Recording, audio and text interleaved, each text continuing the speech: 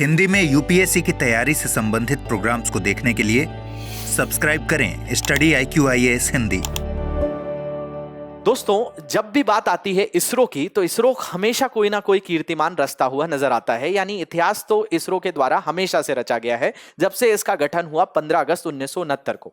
इसरो के फॉर्मेशन ने जो स्पेस वॉर चल रहा था सोवियत संघ और अमेरिका के बीच में, उसके बाद काफी सालों बाद इसका गठन हुआ और इसमें विक्रम साराभाई साहब की बहुत बड़ी भूमिका रही। विक्रम साराभाई हमारे पॉलिटिशियंस को हमेशा कन्विंस करते रहे कि स्पेस टेक्नोलॉजी में बहुत जो है ताकत है और ये भारत की समस्याओं को दूर कर सकती है। तब से इसरो ने इतने सारे प्रोजेक्ट्स को लॉन्च किया, खुद को सेल्फ सफिशिएंट आत्मनिर्भर बनाया और आज भारत के जिस प्रोजेक्ट की बात मैं करने वाला हूं, जिसका नाम है पुष्पक विमान, इसमें एक और हमने पंख हासिल कर लिया है। वो क्या है? रीयूजेबल लॉन्च व्हीकल, यानी RLV टेक्नोलॉजी की बात कर रहे हैं हम। रीयूजेबल लॉन्च व्हीकल को जब हम समझते हैं आम भाषा में, तो हमारे पास अभी क्या सिस्टम है? अभी हमारे पास सिस्टम है कि हमारे पास एक रॉकेट होता है। उस रॉकेट के ऊपर हम क्या करते हैं? तो इसी रॉकेट के ऊपर हम उपग्रह को लगाते हैं और उपग्रह को अंतरिक्ष में भेज देते हैं। बाकी जो रॉकेट होता है ये समुद्र में गिर जाता है। फिर अगला कोई उपग्रह बनाना है तो फिर से उपग्रह को भी बनाया जाता है, क्योंकि वो तो अंतरिक्ष में चला गया। और जब रॉकेट की बात होती है फिर बनाना पड़ता है, क्योंकि पुराना तो प्रयोग नहीं कर सकते। अब जो इसरो काम कर रहा है 2016 से, वो एक जिस प्रोजेक्ट पे काम कर रहा है वो है रीयूजेबल लॉन्च व्हीकल, मतलब पुनः प्रयोग करने वाला प्रक्षेपण यान। अब इसमें अलग अलग स्टेजेस हैं। जैसे सबसे पहली स्टेज थी HEX। अभी जो स्टेज हमने सफलतापूर्वक करी है वो है LEX। तो ये LEX इसकी सफलतापूर्वक हो गई है, reusable launch vehicle RLV LEX-2 Pushpak. इसको 3 बार एक्सपेरिमेंट हुए थे और ये 3 एक्सपेरिमेंट इसके पिछले साल 2023 से चल रहे थे और तीसरी बार हमने उसकी सफलता हासिल कर ली है। आर्टिकल्स को देखिए तो ISRO successfully conducts third and final landing experiment of reusable launch vehicle Pushpak. यानी इसरो ने तीसरा और अंतिम चरण जो था किसका? आपका रीयूजेबल लॉन्च व्हीकल की लैंडिंग का। देखिए, लैंडिंग कराना बड़ी जरूरी है। आप किसी चीज को हवा में लेकर जा रहे हो। अब जैसे अभी हमारे पास जो प्रणाली है उसमें कोई भी चीज हवा में गई, अंतरिक्ष में गई और अंतरिक्ष में जाने के बाद जब उसका ईंधन खत्म हो गया तो वो समुद्र में आकर गिर गई। पुनः प्रयोग तो नहीं कर पाए। अब पुनः प्रयोग नहीं कर पाए तो उसको नया बनाना होता है। अगले प्रोजेक्ट की कॉस्टिंग भी उससे सीधे तौर पर बढ़ जाती है। तो हमने अभी क्या किया, जो लैंडिंग होती है, इस लैंडिंग के 3 चरण हैं। जैसे आपकी परीक्षा के 3 चरण हैं कि prelims, mains, interview. Prelims, mains, interview clear होने के बाद इंटरव्यू किसी का क्लियर हो गया तो वो सिलेक्ट हो गया है। ऐसे ही क्या हुआ है, लॉन्चिंग व्हीकल की जो लैंडिंग कराई गई है इसका तीसरा चरण भी सक्सेसफुल रहा है। तो तीसरा चरण सक्सेसफुल रहा तो इसरो क्या हो गया? सक्सेसफुल हो गया, यानी सफलता हो मिल गई। किसमें? इसमें लैंडिंग की, landing experiment of reusable launch vehicle Pushpak. तो पुष्पक ने लैंडिंग सफलतापूर्वक कर ली है। तीनों चरण अपने सफलतापूर्वक इसने आगे बढ़ाए। तो इसरो के चेयरमैन हैं S सोमनाथ साहब। उन्होंने मतलब बधाइयां दी हैं, कॉन्ग्रेचुलेट किया है टीम को। किसके लिए? Dedication in sustaining the streak of success in landing experiment of Pushpak. यानी पुष्पक के 2 एक्सपेरिमेंट पहले भी हुए थे, वो भी सफल रहे और तीसरा भी सफल हो गया। तो हम अभी इस दौर पर ये बात कर रहे हैं कि इसरो ने लैंडिंग कराना, जो रीयूजेबल लॉन्च व्हीकल होता है, उसकी सफलतापूर्वक कार्य कर लिया है। अब कई लोगों को लगेगा क्या अब इसरो के जितने प्रोजेक्ट्स होंगे उनमें रीयूजेबल लॉन्च व्हीकल का इस्तेमाल किया जाएगा? देखिए, अभी इसकी 2 स्टेजेस सक्सेसफुल हुई हैं, HEX और LEX। अभी हमें REX और SPEX पर भी काम करना है। ये REX SPX क्या है ये क्लास में आपको मैं समझाऊंगा। तो चलिए आगे बढ़ते हैं। After third successful landing demonstration, ये डेमोन्स्ट्रेशन है, ये आपका इसी को टेक्नोलॉजी डेमोन्स्ट्रेशन कहा जाता है। डेमोन्स्ट्रेशन का मतलब होता है कि पहले एक्सपेरिमेंट कर लो। जैसे आप लोग क्या करते हो, यूपीएससी का पेपर देते हो तो यूपीएससी के पेपर के पहले क्या करते हो? टेस्ट सीरीज लगाते हो, मॉक पेपर्स देते हो। तो वो क्या होता है, वो आपकी मदद करता है कि आप जो पेपर दे रहे हो उस पेपर से जाने से पहले आप प्रैक्टिस कर लो। तो ऐसे ही इनके डेमोन्स्ट्रेशन होते हैं। तो इस डेमोन्स्ट्रेशन को तीसरी बार सक्सेसफुल कर लिया गया है और India reusable launch vehicle closer to space mission, और आगे चलकर हम इसको स्पेस मिशंस में भी प्रयोग करेंगे। अब जिन लोगों को एकदम बेसिक से नहीं पता है, मैं उनको थोड़ा सा बताते हुए आगे बढ़ता हूं ताकि आपको सारी चीजें क्लियर रहें। देखिए, ये टॉपिक आपका GS पेपर 3 का है और GS पेपर 3 में भी ये टॉपिक है स्पेस टेक्नोलॉजी का।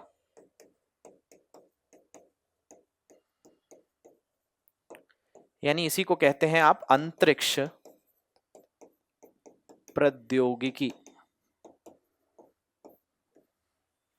ये किसका हिस्सा है? अंतरिक्ष प्रौद्योगिकी का हिस्सा है। अब देखिए अंतरिक्ष प्रौद्योगिकी में हम जब भी बात करते हैं तो यहां पे आपको मिलेगा कि सबसे पहले भारत ने उपग्रह बनाना चालू किए। हमारा जो सबसे पहला उपग्रह था उसका नाम था आर्यभट्ट। तो आर्यभट्ट हमने बना तो लिया, लेकिन आर्यभट्ट की लॉन्चिंग कराने के लिए हमें सोवियत संघ से मदद लेनी पड़ी।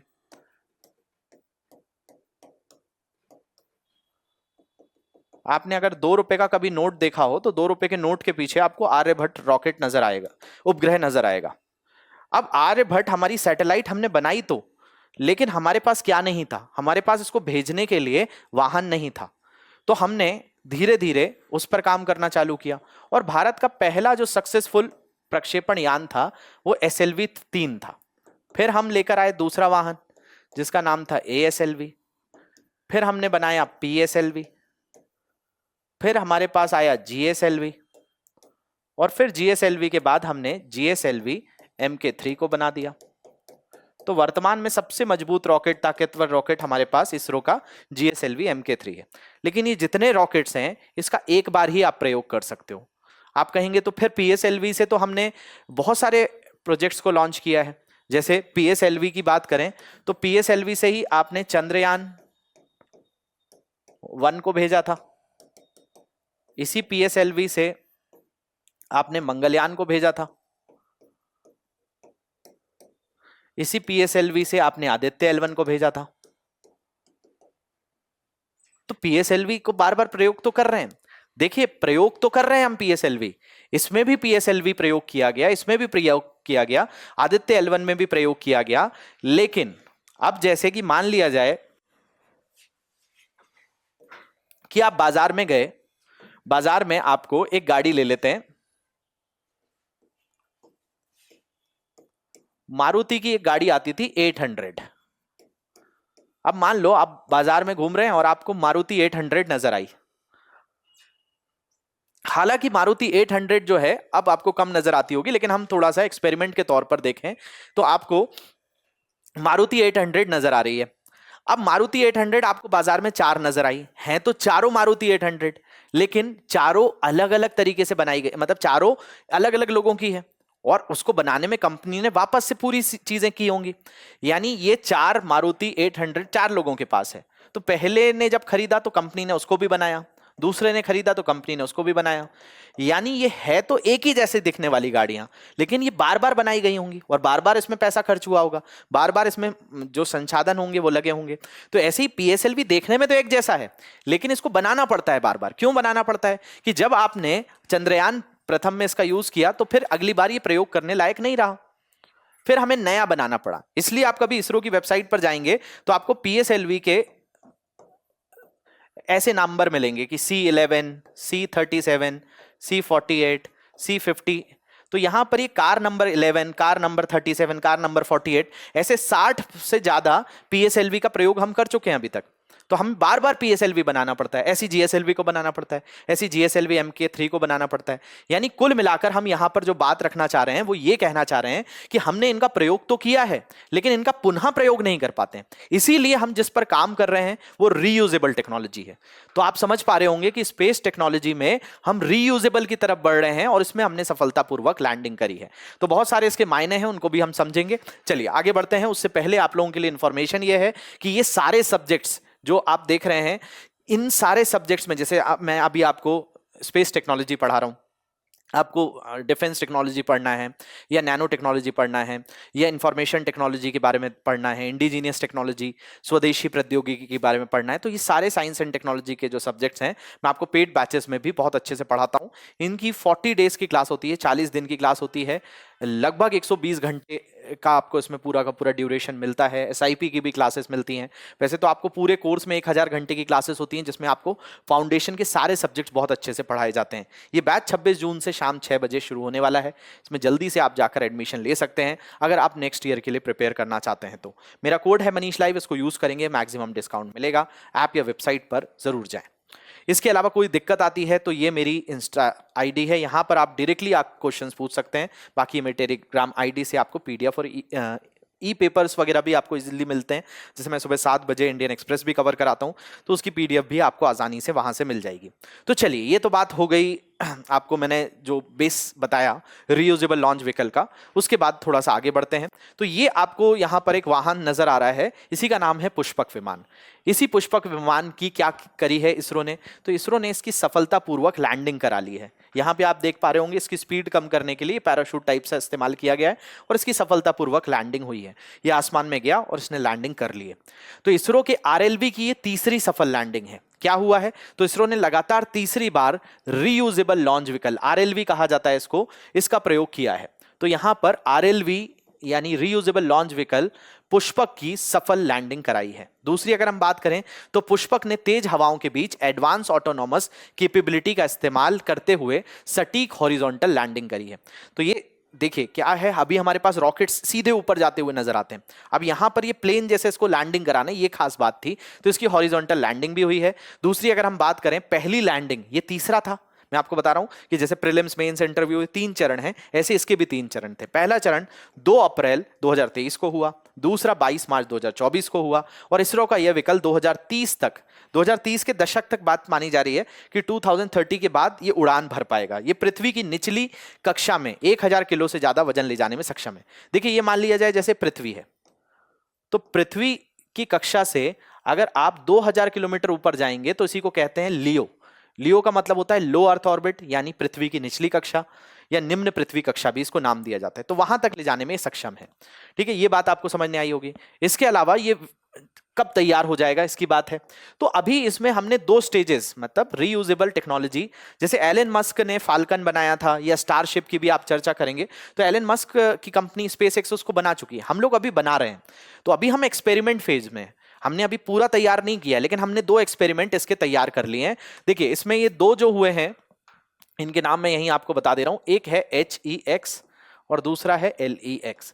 अभी हमें REX और SPEX, ये 2 एक्सपेरिमेंट करने बाकी हैं। तो इसलिए बताया जा रहा है कि अभी समय लगेगा, हम 2024 से 2030 के बाद तक इसका प्रयोग कर पाएंगे, क्योंकि इस पर काम 2016 से चल रहा है।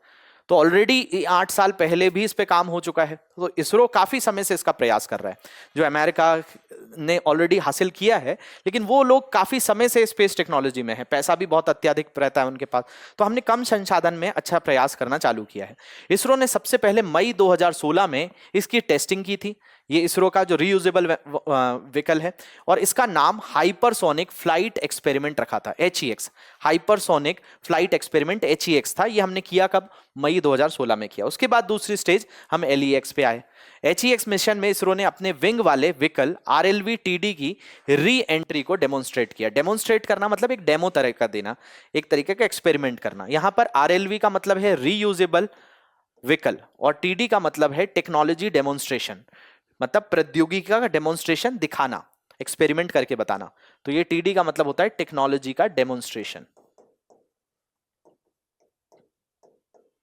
इसके अलावा अगर हम बात करें, अब लैंडिंग एक्सपेरिमेंट यानी LEX को भी पूरा कर लिया गया है।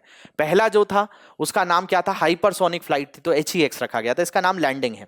तो ये लैंडिंग कराई गई है, पूरा कर लिया गया है। आने वाले दिनों में रिटर्न टू फ्लाइट, वापस आने का काम किया जाएगा, एक्सपेरिमेंट, जिसको REX और स्क्रैमजेट प्रोपल्शन एक्सपेरिमेंट। स्क्रैमजेट जो शब्द है, इसमें सुपरसोनिक स्पीड से चलता है, यानी ध्वनि की गति से भी जब फ्लाइट तेज चलेगी तो उसमें जो है एक एक्सपेरिमेंट किया जाएगा। और ये सारे एक्सपेरिमेंट को होते होते 2030 के आसपास का समय लगेगा।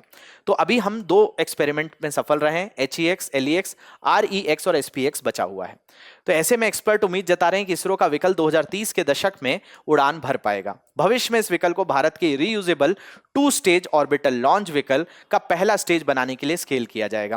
तो इसमें 2 चरण होंगे, उसमें पहले चरण में इसका इस्तेमाल किया जाएगा और इसको हम पुनः प्रयोग कर सकते हैं। कुल मिलाकर हम जो अभी प्रयोग कर रहे हैं उसमें बार बार प्रयोग नहीं कर पाते हैं, और इससे हमारा जो प्रोजेक्ट होगा वो सस्ता भी हो जाएगा, क्योंकि हमारे खर्चा बचेगा, हम एक ही चीज को बार बार प्रयोग कर पाएंगे।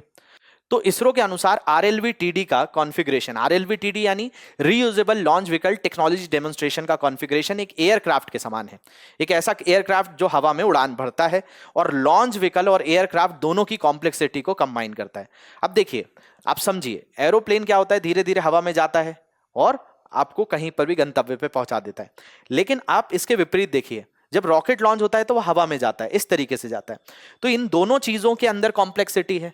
आप देखते हैं कई बार प्लेन क्रैश हो जाते हैं, रॉकेट भेजे जाते हैं, वो एक्सपेरिमेंट असफल हो जाते हैं। अब ये दोनों चीज एक ही में स्थापित करना, दोनों के गुण एक ही में लाना, ये बड़ी चुनौती है और ये इस पर इसरो काम कर रहा है। तो अभी हमने 2 एक्सपेरिमेंट्स को जो सक्सेस हासिल करी है, ये वाकई एक कीर्तिमान है। इसके अलावा रीयूजेबल टेक्नोलॉजी आपसे कोई सरल भाषा में पूछे तो उसको आप बताएंगे कि स्पेस मिशन में 2 बेसिक चीजें होती हैं, रॉकेट और उस पर लगा स्पेसक्राफ्ट, जिसको आप उपग्रह भी कहते हैं। रॉकेट का काम स्पेसक्राफ्ट को अंतरिक्ष में पहुंचाना होता है, जो आपने बहुत सारे एक्सपेरिमेंट टीवी वगैरह पर देखे हैं।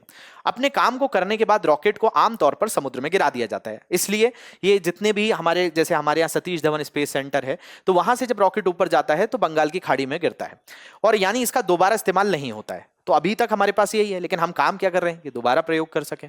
तो लंबे समय तक पूरी दुनिया में इसी तरह से मिशन को अंजाम दिया जाता था। यहीं पर एंट्री होती है रीयूजेबल रॉकेट की। तो पहले दुनिया को पता ही नहीं था कि हम पुनः प्रयोग कर सकते हैं, तो इस पे काम करना चालू किया अमेरिका ने।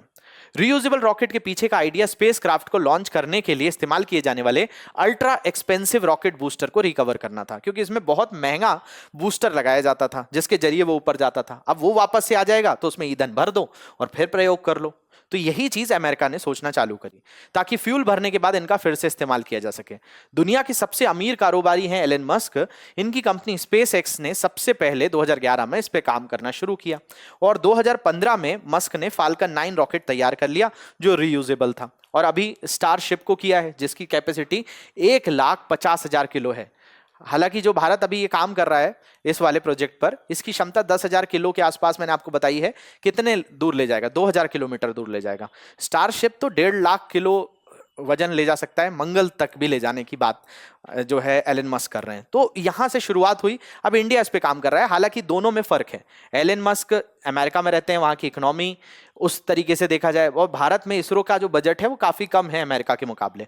तो ये क्या किया गया था, इसको पहले टेक ऑफ कराया गया और हवा में भेजा गया। ये हवा में जब पहुंचा तो फिर फाइनली इसकी लैंडिंग कराई गई।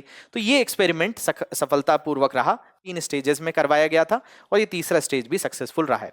तो रीयूजेबल लॉन्च व्हीकल पुष्पक जो है HEX और LEX इसका हो चुका है। इसमें जो TD है यानी टेक्नोलॉजी डेमोन्स्ट्रेशन है, उसमें रीयूजेबल और रिटर्न टू ऑर्बिट की बात कर रहे हैं। REX बचा हुआ है और SPX भी बचा हुआ है, ये दोनों पेंडिंग है। और इसरो का ये 2016 से प्रोजेक्ट चालू हुआ है और ये हमें सस्ता कर देगा, यानी हमारे जो भी स्पेस मिशंस हैं उनमें जो सेवाएं मिल रही हैं वो सस्ती हो जाएंगी। तो ये इतना खास प्रोजेक्ट है। आशा करता हूं आपको समझने आया होगा। जैसा मैंने आपको बताया, इन सारे टॉपिक्स को आप हमारे पेड बैचेस में बहुत डिटेल में पढ़ सकते हैं। ये बैचेस जो हैं हिंदी माध्यम में शुरू होने वाले हैं 26 जून से। आप मनीष लाइफ कोड यूज करके मेरे बैचेस में आप एनरोल कर सकते हैं। इसके अलावा कोई दिक्कत आती है तो आपको ये मेरी टेलीग्राम ID से PDF और कोई भी क्वेश्चन पूछ सकते हैं। बाकी ये मेरी इंस्टा ID, यहाँ पर आप आकर आसानी से कोई भी तरह का आपको प्रश्न है वो बिल्कुल यहाँ पर पूछ सकते हैं। एडमिशन रिलेटेड कोई डाउट आता है तो वो भी आप इंस्टा ID पर, ये मेरी ID है मनीष श्रीवास्तव GS, इसको सर्च कर लेंगे, मैं आसानी से मिल जाऊंगा। क्वेश्चंस आप वहां पर भेज देंगे। तो आपको लेक्चर अच्छा लगा होगा, अगर अच्छा लगा है तो कमेंट में मुझे जरूर बताएंगे। मिलते हैं नेक्स्ट सेशन में। Thank you very much for watching this. Have a great day. Hindi में UPSC की तैयारी से संबंधित प्रोग्राम्स को देखने के लिए सब्सक्राइब करें स्टडी IQ IAS हिंदी।